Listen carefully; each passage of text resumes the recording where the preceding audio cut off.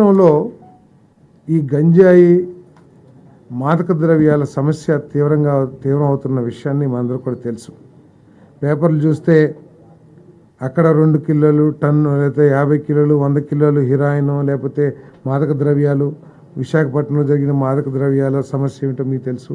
అదేవిధంగా ప్రతి చోట కూడా కాలేజీల్లో కానివ్వండి, స్కూల్స్ కూడా ఇది గంజాయి సమస్య పాకటం అనేది ప్రతి ఒక్కరు కూడా బాధపడాల్సిన విషయంగా నేను మీ అందరికి మనవి చేస్తాను.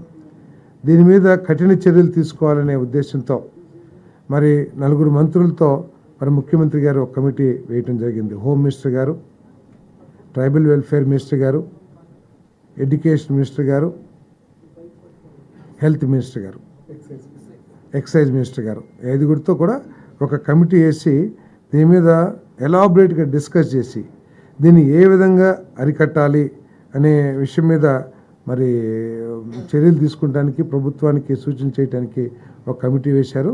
మరి ముఖ్యమంత్రి గారు దీని మీద చాలా సీరియస్గా ఉన్నారు. ఎందుకంటే ముఖ్యమంత్రి గారు కదా మంత్రిమండలి మొత్తం, ఎందుకంటే భావితరాల పౌరులకి ఇది ఒక పెద్ద సమస్యగా మారిపోతున్న విషయం అందరికీ తెలిసిందే.